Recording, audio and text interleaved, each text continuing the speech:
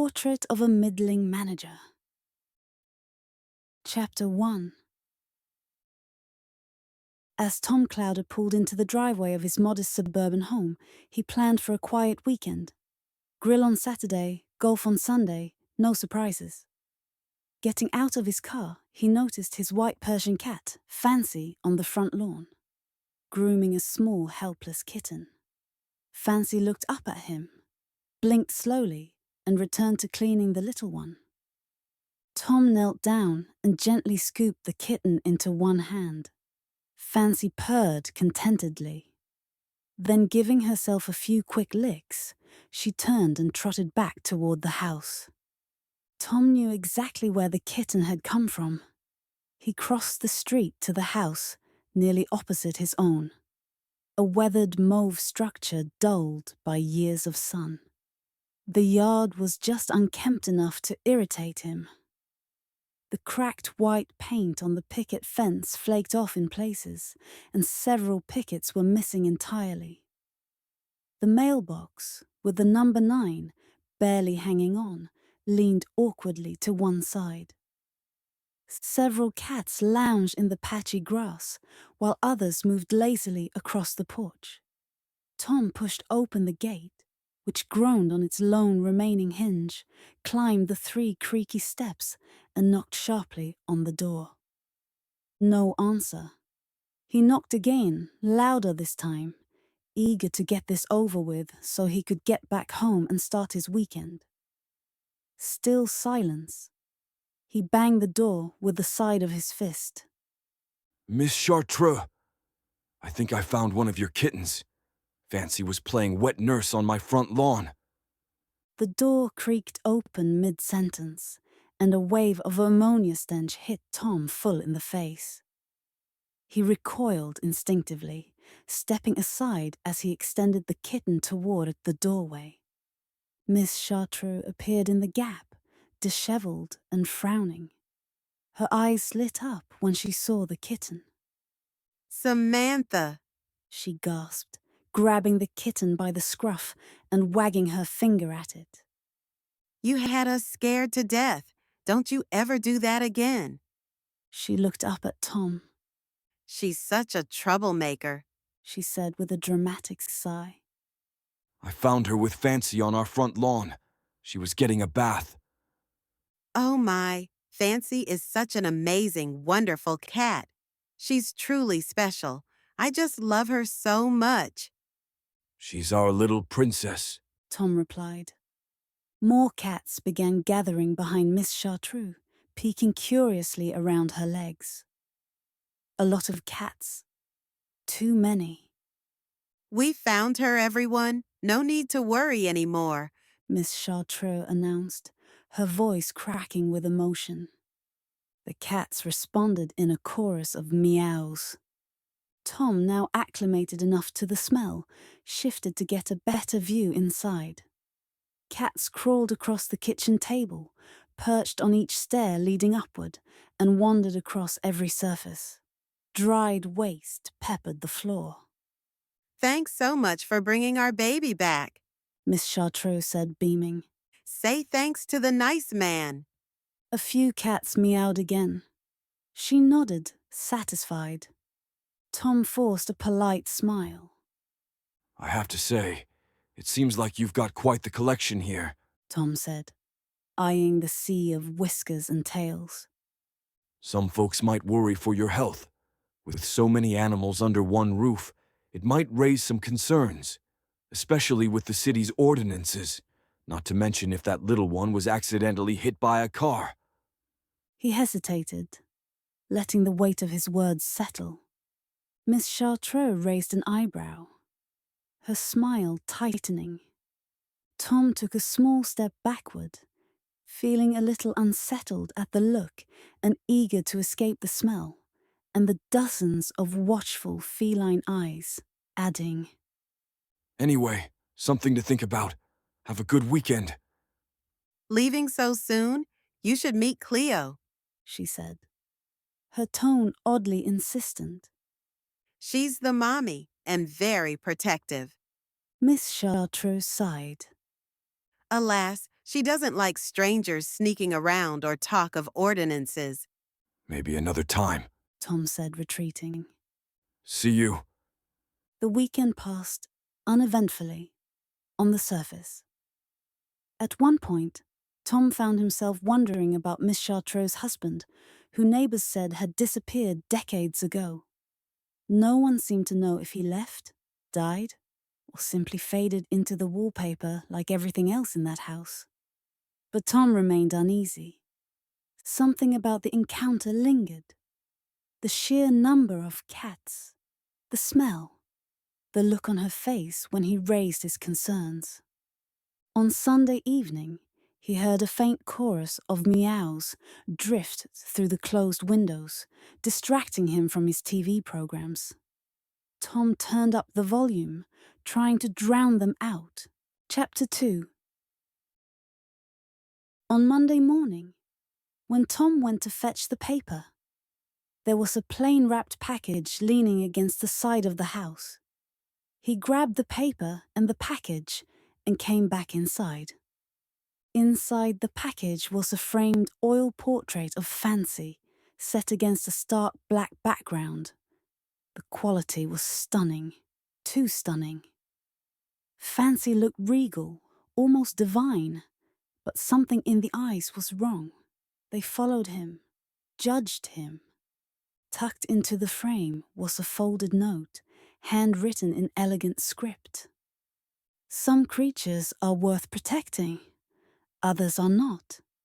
Thank you for your kindness and your silence. Tom stared at the note, unease prickling at the back of his neck. The portrait didn't feel like gratitude.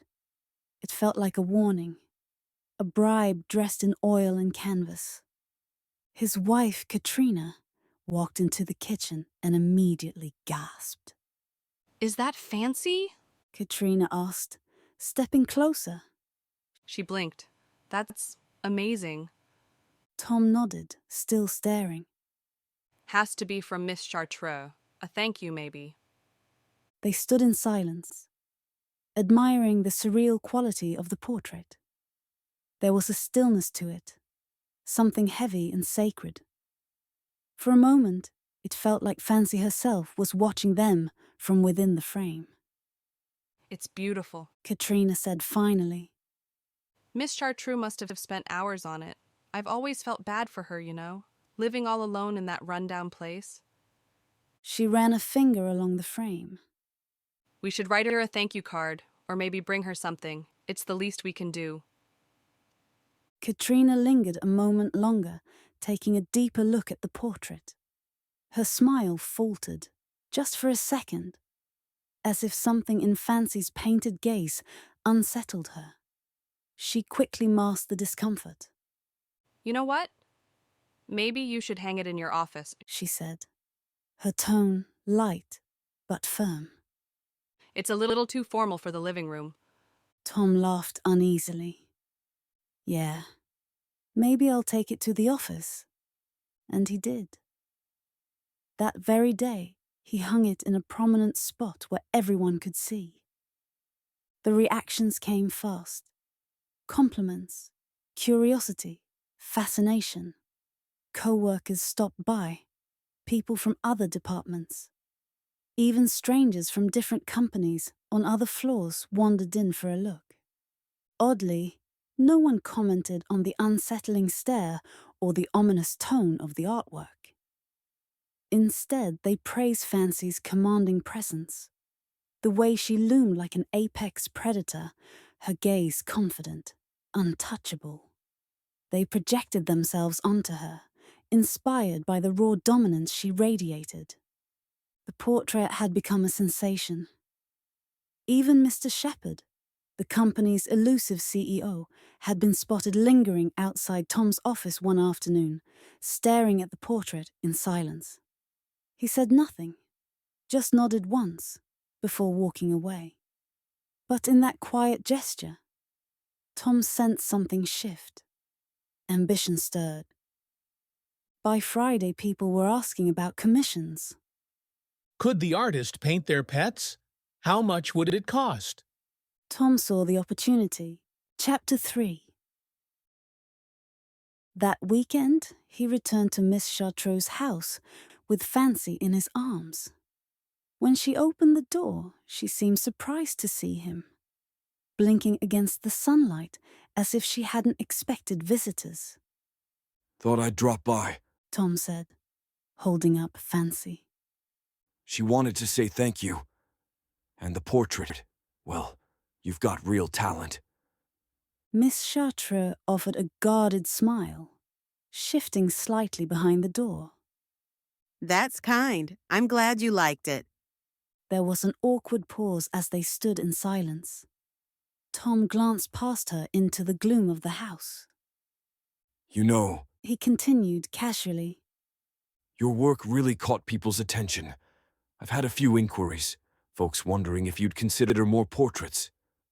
Miss Chartreux looked down, her fingers curling tightly around the doorframe. They were very impressed. Tom added, his tone a touch firmer. I thought maybe I could bring you a photo or two, help you earn a little something extra.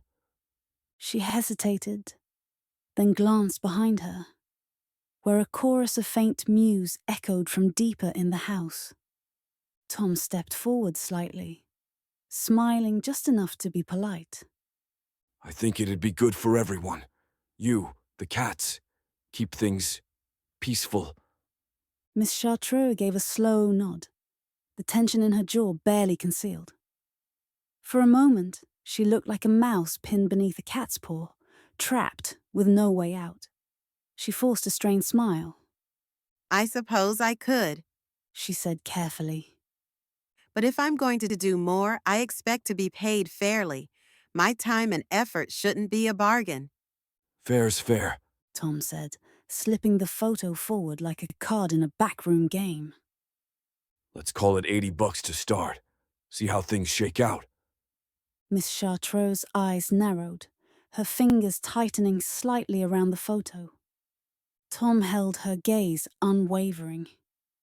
It's a fair fee, and it keeps the peace, doesn't it? She gave a small, bitter nod. The strained smile returned, thinner this time.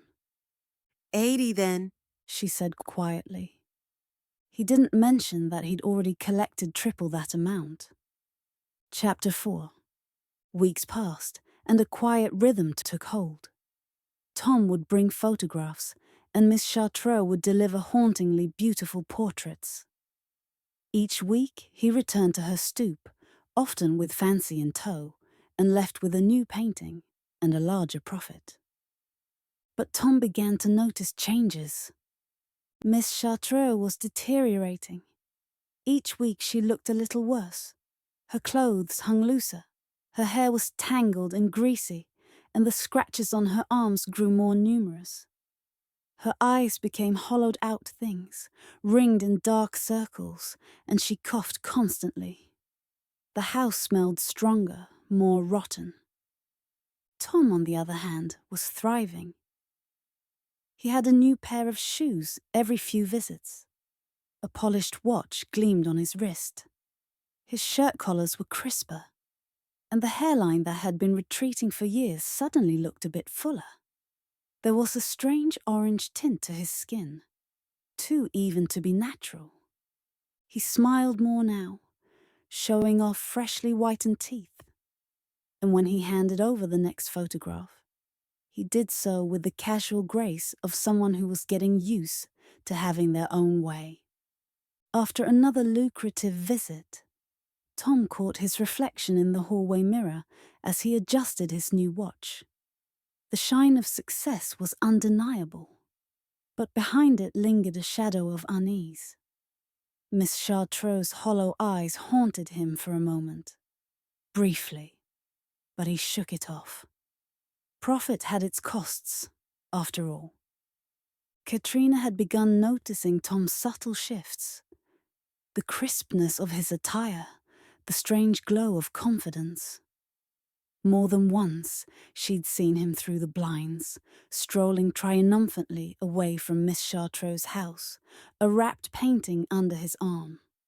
Questions had quietly begun to form. One afternoon, as Tom drove off with another carefully wrapped painting nestled beside him, Katrina's curiosity became too pressing to ignore. She watched his car disappear down the street, set down her coffee cup, and grabbed her coat. Moments later, she found herself knocking hesitantly on Miss Chartreux's door, her heart beating a bit too fast. When Miss Chartreux opened the door to find Katrina standing there, she blinked in confusion. I'm sorry to bother you, Miss Chartreux. Katrina said, offering a polite but nervous smile. I just wanted to thank you again for the portrait of Fancy. It's really something. Miss Chartreux nodded, saying nothing. Tom says work's been really generous lately. All these bonuses out of nowhere, but I've seen him picking up more than one painting from here. Has he asked you to do others? She tried to keep her tone casual, but there was tension in her voice. Curiosity masking suspicion. Miss Chartreux studied her carefully, then gave a faint, unreadable smile. He has.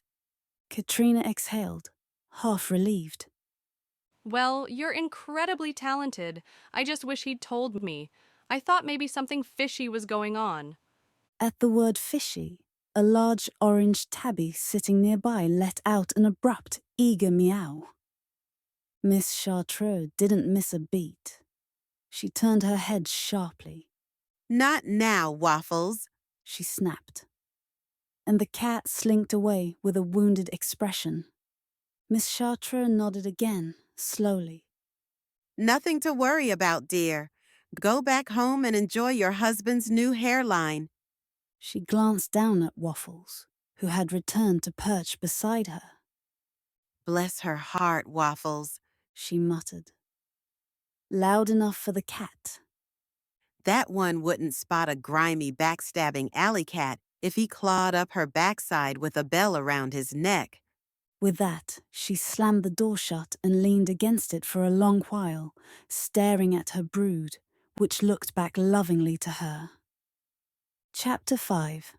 Weeks passed.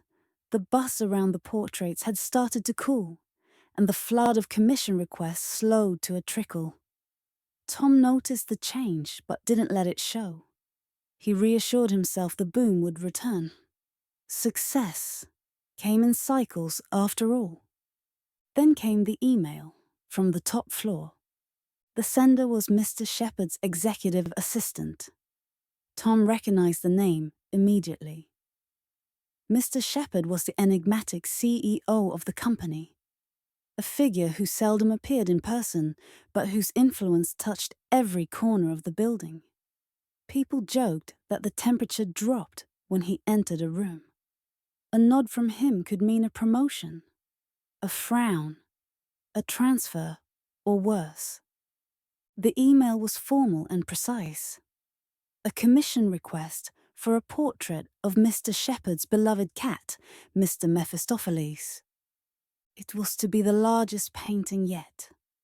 A group from Tom's department had apparently pooled nearly $5,000 to have it made, though Tom already planned to keep the lion's share. The assistant's tone was reverent, almost fearful. Mr. Mephistopheles, she said, was more than a pet. He was a presence, a guardian, a legacy.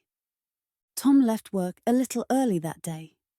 The photograph of the feline tucked neatly in his folder and the promise of a 4-figure payout ringing in his ears. But before heading to Miss Chartreux's, he made a quick stop at home. Fancy greeted him with a chirp and a stretch. Come on, superstar. Tom said, scooping her up. Time to remind the artist what inspiration looks like.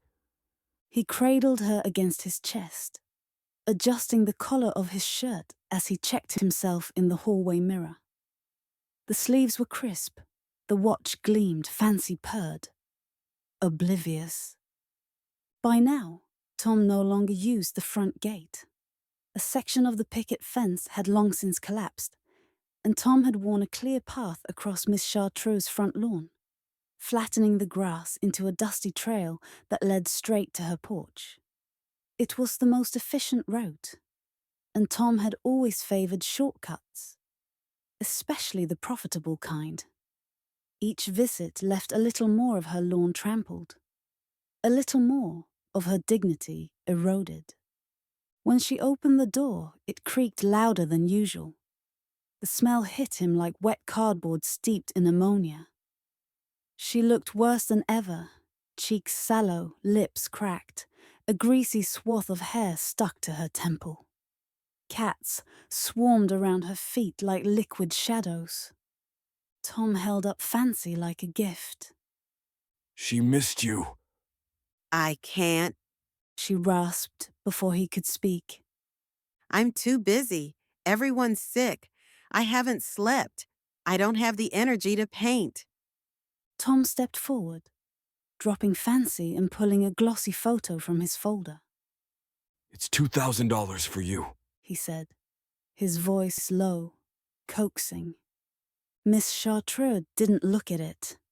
She turned away, moving like a marionette with tangled strings. We're watching TV now, she said. Family time. The door remained open behind her.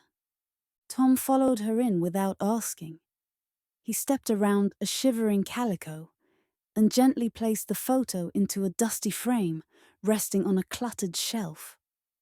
You should think about it, he said, his tone edged with finality. This one matters. When she didn't respond, he left. That night, Tom picked up the phone and called animal control. The next morning they came. Chapter 6, Family Time.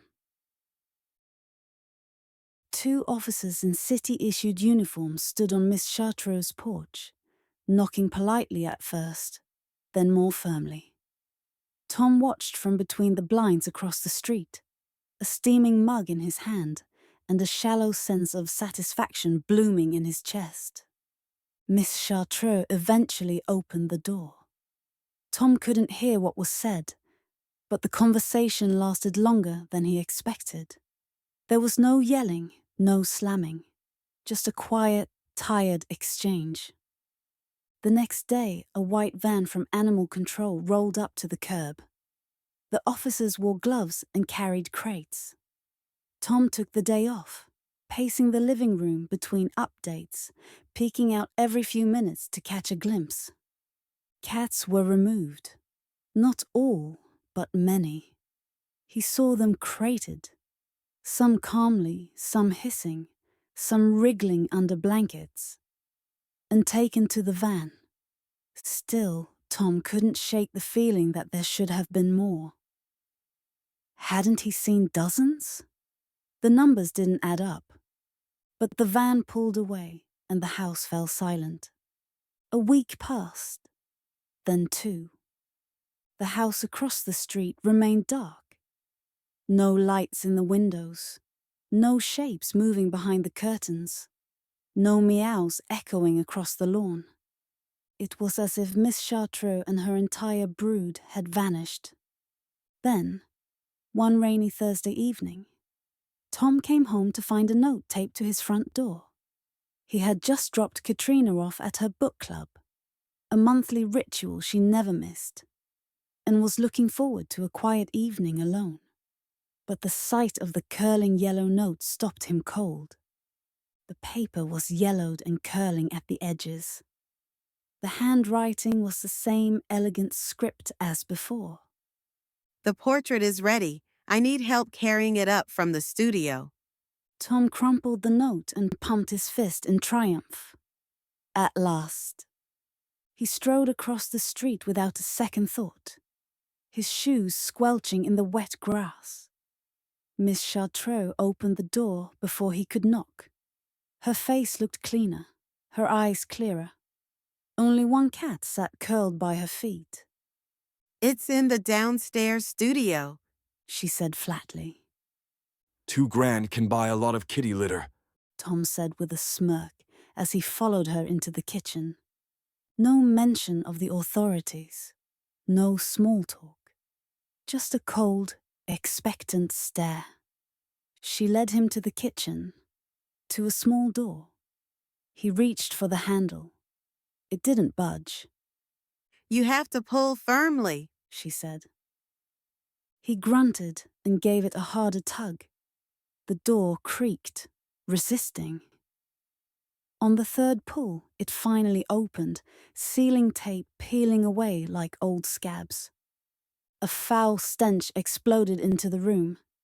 Beyond the threshold, darkness. And deeper in the dark, the chorus of faint mewling, low hissing, and the restless scrape of claws on cement. There's no way I'm going down. Crack. The cast iron skillet struck his skull. He tumbled down the basement stairs, his limbs flailing as he crashed into the concrete floor below with a sickening thud. He came to in darkness. Everything hurt. His ribs, his head, his arm, twisted under him at an unnatural angle. A sticky warmth seeped from his scalp. He tried to sit up, but something moved beside him. Then another. Then several. Eyes adjusted slowly. Dozens of them. Gleaming yellow, unblinking. Cats. Emaciated, starved. Their cries were weak but constant, high-pitched and insistent. They circled him. And then, beyond the sea of cats, something else. Fancy was sniffing at a ribcage, bleached and picked clean, half buried beneath a collapsed old blanket. One bony arm still attached to it, the fingers curled inward. A tarnished wedding band circled one of them. Mr. Chartreux. Tom groaned, trying to crawl, but his limbs wouldn't obey. From the floor above, Miss Chartreux's voice drifted down through the stairwell. He fed them for a month, you know. My husband, a good man to the end. The first bite was small, curious, a sharp sting at his calf. Then another. Then more. They weren't waiting. Teeth tore through fabric and flesh. In the kitchen above, Miss Chartreux filled the kettle, waited for it to boil, and made herself a cup of tea. She stirred it slowly, sipped once, then walked to the basement door.